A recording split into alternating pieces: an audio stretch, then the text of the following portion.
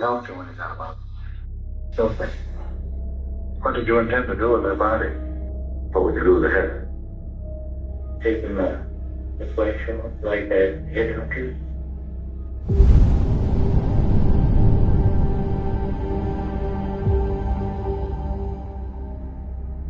Do you know the story of the man who inspired some of the most chilling villains in horror history? Have you ever wondered what could drive someone to commit crimes so horrifying that they defy comprehension? Meet Ed Gein, infamously known as the Butcher of Plainfield, a name synonymous with unspeakable horrors that shocked the nation in the 1950s and left a legacy that continues to haunt us today. Gein was no ordinary criminal. His macabre acts weren't just confined to murder. They involved grave robbing, body desecration, and the creation of grotesque artifacts crafted from human remains. His crimes forced a quiet, unsuspecting town in Wisconsin into the spotlight and forever changed the way we perceive evil. But who was Ed Gein, really? Was he a cold-blooded killer, a product of deep psychological torment, or something in between? In today's video, we are going to explore the events that transformed a reclusive farmer into one of history's most infamous figures. We'll delve into his twisted psyche, his unsettling relationship with his mother, and the ripple effects of his crimes on true crime, psychology, and pop culture.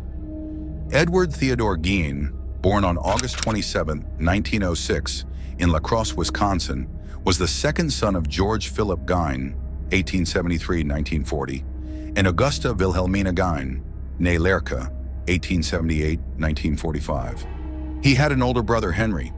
Gein grew up in a household dominated by his mother, Augusta, a deeply religious and authoritarian woman.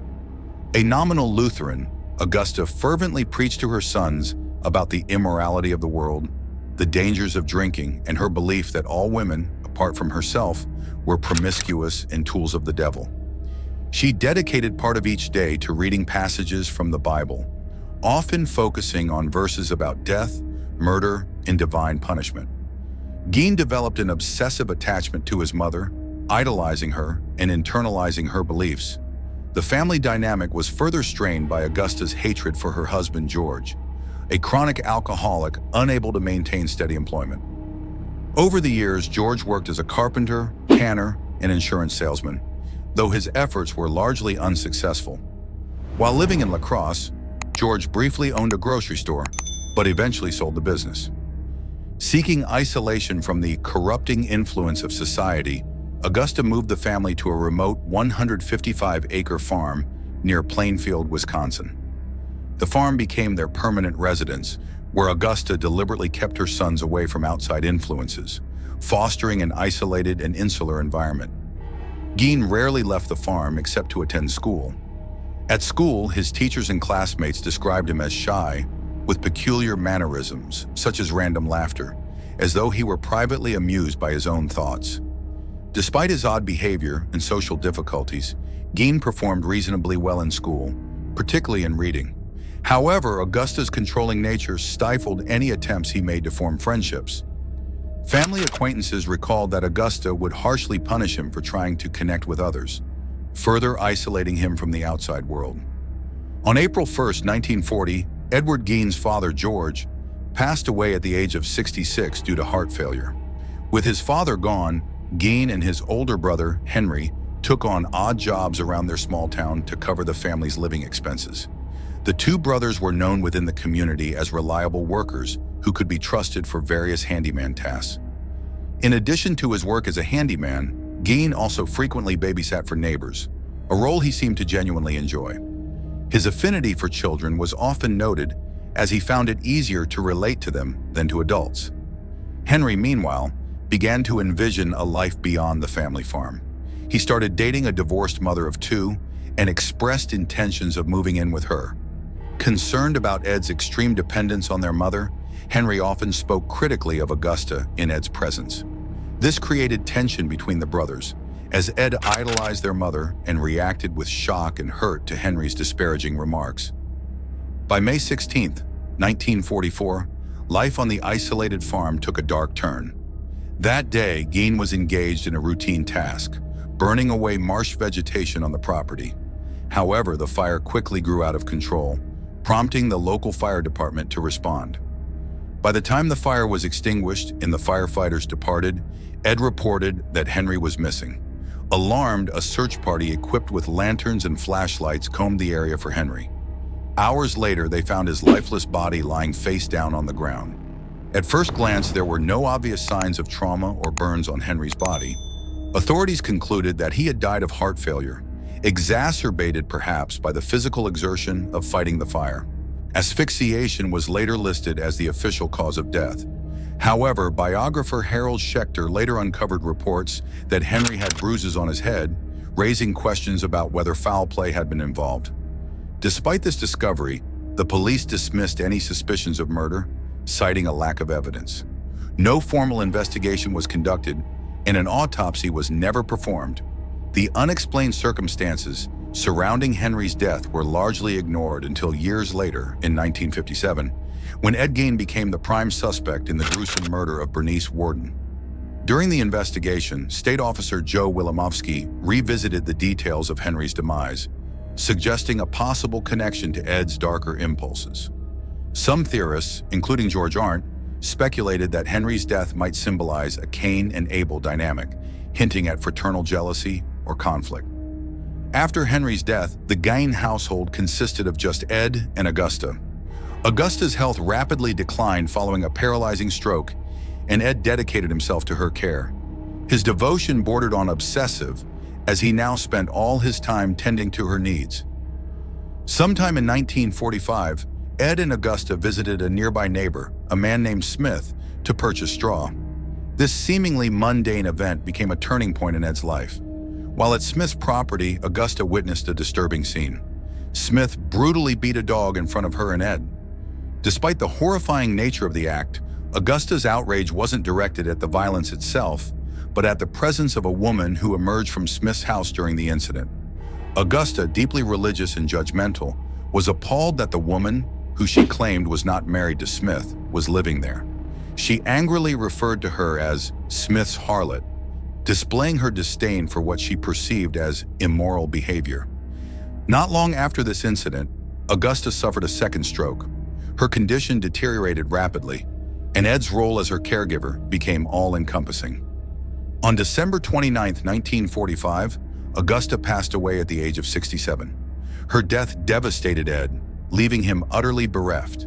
As biographer Schechter noted, Ed had lost his only friend and one true love, and he was absolutely alone in the world. After Augusta's death, Ed Gein remained on the family farm, earning a living through odd jobs. He meticulously preserved the rooms his mother had used, including the upstairs, the parlor, and the living room, boarding them up to keep them untouched. These spaces remained pristine, starkly contrasting with the rest of the house, which fell into filth and disrepair. Gein confined himself to a small room near the kitchen, living in isolation. During this time, Gein developed a peculiar interest in macabre reading materials. He immersed himself in pulp magazines and adventure stories, particularly those that detailed cannibalism and Nazi atrocities. One figure who especially captivated him was 𝐟𝐨𝐫𝐿, a Nazi concentration camp overseer, infamous for selecting tattooed prisoners, allegedly to create lampshades and other items from their skin. These gruesome accounts seemed to fuel Gein's dark imagination. Financially, Gein managed to sustain himself with a federal farm subsidy he began receiving in 1951. He also worked sporadically for local municipal road crews and crop threshing teams in the Plainfield area. To further alleviate his financial burdens, Gein sold an 80-acre parcel of land that had belonged to his late brother, Henry, sometime between 1946 and 1956. On the morning of November 16, 1957, Plainfield hardware store owner Bernice Worden, 58, vanished without a trace. Witnesses reported seeing the store's truck being driven away from the rear of the building at approximately 9:30 a.m. That day, the hardware store had unusually few customers, which many attributed to the ongoing deer hunting season. Later, at around 5 p.m., Deputy Sheriff Frank Worden, Bernice's son, entered the store. Inside, he found the cash register open and bloodstains on the floor, sparking immediate concern. Frank informed investigators that Ed Gein had been in the store the previous evening and was expected to return the following morning to purchase a gallon of antifreeze. A receipt for antifreeze was discovered, marking the last sale Bernice had recorded before her disappearance. This discovery made Gein a primary suspect, and he was arrested later that evening at a grocery store in West Plainfield. When officers searched the Gein farm, they uncovered a scene of unimaginable horror. In a shed on the property, they found Bernice Worden's decapitated body hanging upside down by her legs, with a crossbar at her ankles and ropes tied to her wrists. Her torso had been dressed out like a deer, indicating the mutilations occurred post-mortem. She had been killed with a .22 caliber rifle.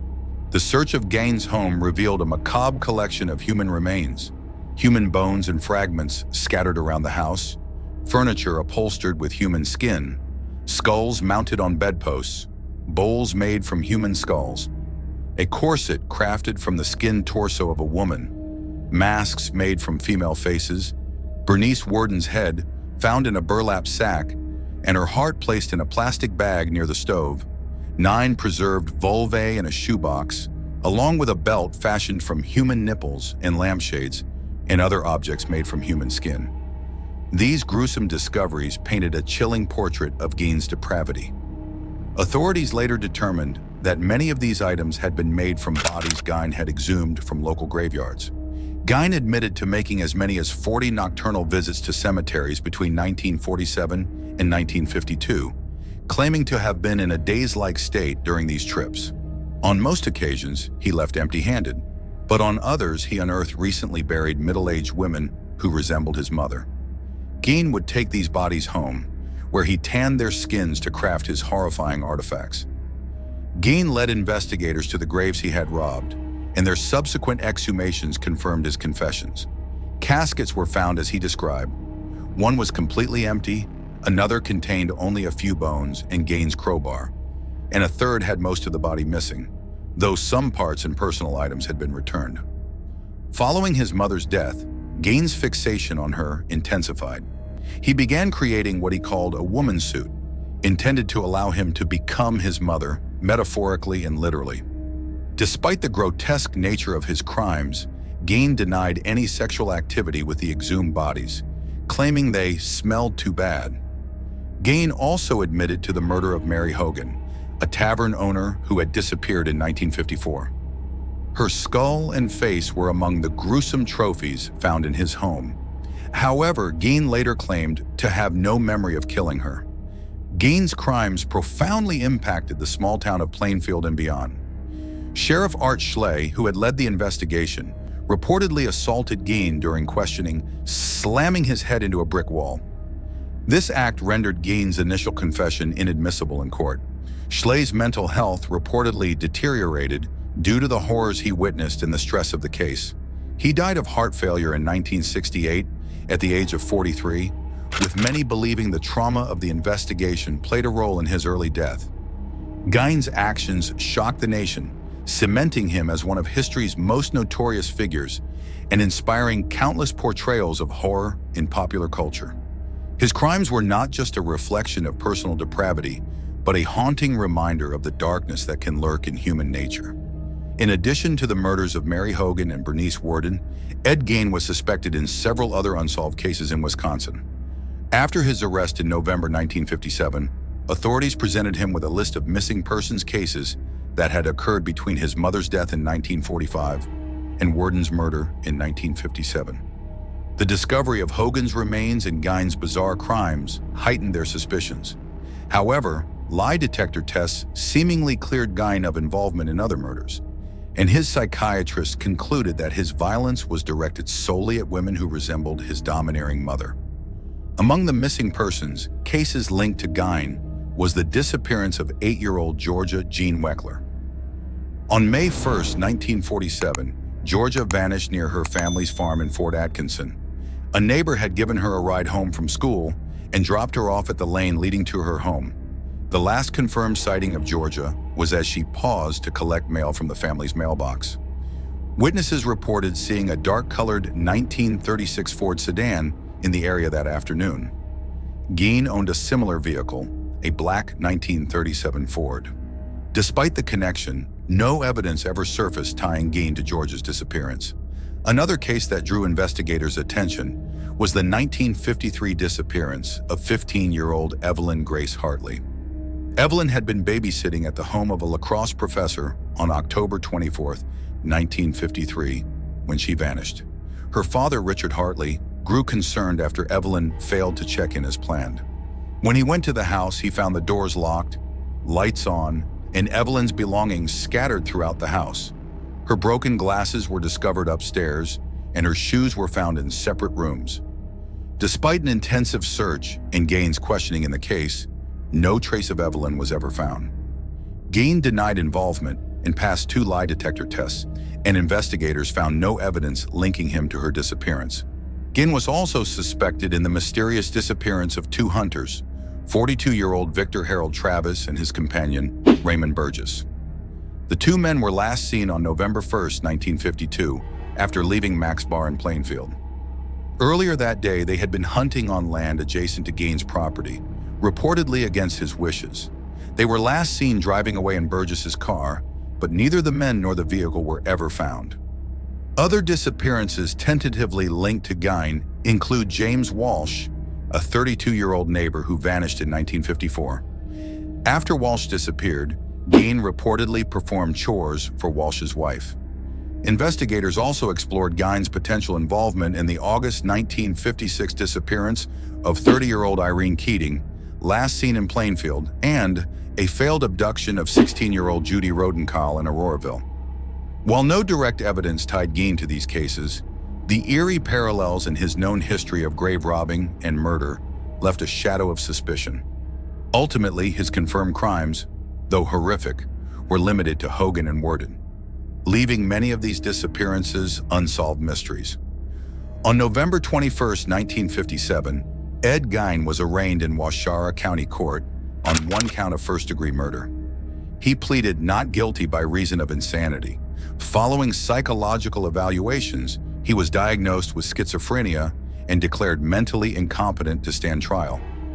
As a result, Gein was committed to Central State Hospital for the Criminally Insane in 𝐬𝐿𝐵𝐿, a maximum security institution. Later, he was transferred to the Mendota State Hospital in Madison, where he remained under psychiatric care for over a decade. In 1968, doctors re-evaluated Gein and determined he was mentally capable of consulting with his attorney and participating in his defense.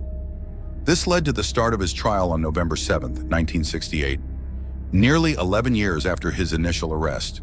The trial lasted 1 week and was conducted without a jury at the request of the defense. Judge Robert H. Gallmar presided over the proceedings. During the trial, a psychiatrist testified about Gein's account of Bernice Worden's death. Gein claimed he had been examining a rifle in Worden's hardware store when the gun accidentally discharged, killing her. He stated he had not intentionally aimed the weapon at her and could not recall the events that followed. On November 14, 1968, Judge Gallmar found Gein guilty of Worden's murder. However, a subsequent trial focused on Gein's sanity. After hearing testimony from medical experts on both sides, Gallmar ruled Gein not guilty by reason of insanity and ordered his indefinite commitment to Central State Hospital.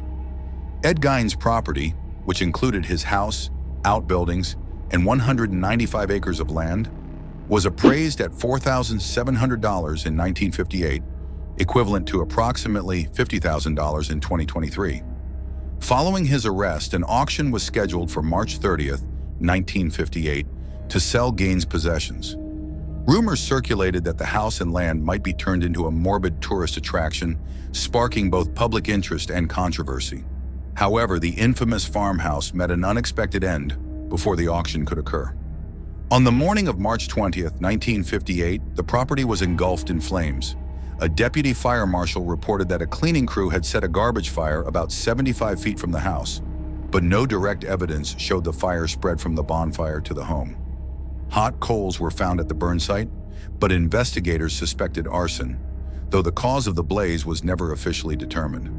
Local suspicion lingered that the fire may not have been a priority for Fire Chief Frank Worden, the son of Gein's victim, Bernice Worden. When Gein was informed about the fire while in detention, his reaction was indifferent. Shrugging, he simply remarked, "Just as well." Among the few items from 𝐬𝐮𝐬𝐜𝐫𝐢 grisly legacy that survived was his black Ford sedan, which he had used to transport the bodies of his victims. The car was sold at public auction for $760, equivalent to around $8,000 in 2023, to a carnival sideshow operator named Bunny Gibbons. Gibbons capitalized on its notoriety, charging carnival goers 25 cents to view the vehicle. 𝐬𝐮 spent the remaining decades of his life in confinement at the Mendota Mental Health Institute. Diagnosed with schizophrenia, he remained largely quiet and cooperative, often fading into the background of public consciousness. On July 26, 1984, 𝐬𝐮 died of respiratory failure caused by lung cancer. He was 77 years old. Even in death, 𝐬𝐮's infamy followed him. He was interred in Plainfield Cemetery, buried between his parents and brother. However, his grave became a target for souvenir hunters, who chipped away at the headstone over the years. By 2000, the entire gravestone was stolen, only to resurface the following year near Seattle, Washington. Ed Gein's crimes have left a chilling legacy in American culture, influencing countless works of fiction and creating an enduring fascination with the macabre. His story first gained widespread attention through Robert Bloch's 1959 suspense novel, 𝐼𝐶𝐾𝐭, which was inspired by 𝐬𝐮's gruesome acts. This novel laid the foundation for Alfred Hitchcock's groundbreaking 1960 film adaptation, a psychological horror classic that introduced the character of Norman Bates, modeled in part on 𝐬𝐮's troubled psyche and complex relationship with his mother. 𝐬𝐮's influence extended beyond 𝐼𝐶𝐾𝐭 into other iconic horror films and characters. His crimes loosely inspired the Texas Chainsaw Massacre, 1974, with Leatherface embodying 𝐬𝐮's grotesque tendencies, such as crafting items from human remains. Similarly, Buffalo Bill from The Silence of the Lambs, 1991, borrows elements of 𝐬𝐮's morbid behavior, including the creation of a woman suit. Even Garland Green from Con Air and Dr. Oliver Thredson from American Horror Story, Asylum reflects shades of 𝐬𝐮's depravity. Filmmakers have also sought to adapt 𝐬𝐮's story more directly. Movies like Deranged, 1974, In the Light of the Moon, 2000, retitled Ed Gein in the US and Australia, Ed Gein, The Butcher of Plainfield, 2007, and Ed Gein the Musical, 2010, dramatized his life. Rob Zombie's cult films House of 1,000 Corpses and its sequel, The Devil's Rejects, drew inspiration from 𝐬𝐮's unsettling crimes and twisted persona. Despite these adaptations, not all attempts to depict 𝐬𝐮 reached fruition.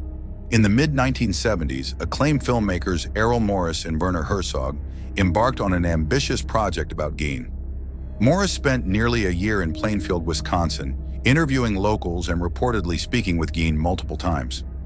The pair even contemplated exhuming the body of 𝐬𝐮's mother to test a theory about his psychological state. However, they ultimately abandoned the project, as detailed in a 1989 New Yorker profile of Morris. 𝐬𝐮's story also left a mark on music. The American grunge band Tad paid homage to his infamy with the song Nipple Belt on their 1989 album God's Balls. Thrash metal legends Slayer released Dead Skin Mask on their 1990 album Seasons in the Abyss, drawing on 𝐬𝐮's macabre practice of using human skin. Mudvayne's 2000 track Nothing to Gheen from their album LD50 likewise explores his dark legacy. Even in literature, 𝐬𝐮's influence persists. Bret Easton Ellis's American Psycho, 1991, and its 2000 film adaptation reference 𝐬𝐮, albeit incorrectly. The character Patrick Bateman attributes a chilling quote to him. "When I see a pretty girl walking down the street, I think two things. One part of me wants to take her out, talk to her, be real nice and sweet. The other part wonders what her head would look like on a stick." While the quote actually originates from serial killer Edmund Kemper, the misattribution underscores 𝐬𝐮's pervasive presence in popular imagination. 𝐬𝐮's tale has also found expression in theater. In 𝐬𝐮𝐬𝐿, German director Jörg Buttgereit wrote and staged Cannibale und Liebe, Cannibal and Love, at Theater Dortmund, with actor Uwe Robeck portraying 𝐬𝐮. This theatrical exploration added another layer to the cultural fascination with his crimes. More recently, 𝐸𝐮 has appeared in television and documentaries. Netflix's anthology series Monster featured 𝐬𝐮𝐿 as 𝐸𝐮 in its first season, presenting him as a potential inspiration for Jeffrey Dahmer. Though this connection remains speculative, in 2024, it was announced that the third season of Monster would focus entirely on 𝐸𝐮, with actor Charlie Hunnam portraying the infamous figure. Additionally, a 2023 docuseries titled �𝐨𝐵𝐿, The Lost Tapes of Ed Gein, provided a deep dive into his life, upbringing, and psychology, offering new perspectives on his unsettling legacy. 𝐸𝐮's story even spawned a peculiar subgenre of dark humor known as 𝐺AINers, as noted by psychiatrist George W. Arndt. This macabre humor reflects society's struggle to process the horror of his crimes while simultaneously grappling with its morbid fascination. Decades after his death, 𝐸𝐮's influence endures. His heinous acts continue to shape popular culture, inspiring discussions about mental illness, criminal psychology, and the allure of horror. Whether through novels, films, music, or stage plays, the name Ed Gein remains synonymous with the darkest corners of the human psyche, a grim reminder of the thin line between reality and the horrors we create to entertain or understand it. In short, Ed Gein's story is one of the most disturbing and influential in American history, leaving an indelible mark on popular culture, criminal psychology, and the horror genre. His heinous crimes, gruesome acts that blurred the lines between murder, grave robbing, and bizarre craftsmanship, shocked a nation unprepared for such depravity. However, what truly sets 𝐸𝐮 apart from other killers is not just the horror of his deeds, but the way his life story has been dissected, reinterpreted, and woven into the fabric of storytelling across various mediums. At its core, 𝐸𝐮's life was a tragic tale of isolation, psychological trauma, and a deeply dysfunctional relationship with his domineering mother. This dynamic became the root of his warped worldview and the horrifying actions that followed. His case served as a wake-up call, exposing the dangers of untreated mental illness and the consequences of societal neglect. It forced authorities, psychiatrists, and criminologists to grapple with the depths of human depravity and the intricate ways trauma shapes behavior. In the years following his arrest, 𝐸𝐮's influence extended far beyond the confines of his small-town horrors. Authors, filmmakers, musicians, and even psychologists drew inspiration from his life to explore the darkest corners of the human mind. His twisted legacy birthed some of the most iconic and chilling fictional characters in history, from Norman Bates to Leatherface and Buffalo Bill. These creations not only entertained audiences, but also raised important questions about identity, the fragility of the human psyche, and the thin line between reality and fiction. Yet 𝐸𝐮's story is also a cautionary tale about the sensationalism of true crime. While his crimes were undeniably horrific, the media frenzy surrounding his case and its subsequent adaptations have sometimes reduced him to a macabre caricature, overshadowing the real suffering of his victims. This tension between fascination and exploitation continues to define the public's relationship with his story. Today, Ed Gein's name is synonymous with horror, his crimes immortalized in books, films, and music. His life serves as a reminder of the darkest capacities of the human mind, but also as a reflection of society's enduring fascination with evil. As we revisit his story through new interpretations and narratives, we must confront not just the horror of his actions, but also the ways in which we seek to understand, process, and ultimately make peace with such profound darkness. That's all for this video. We hope you have found this video informative and interesting. What are your thoughts about this case? Let us know in the comments section. Make sure to subscribe to our channel and hit that bell icon for more interesting videos like this. Thank you for watching our video.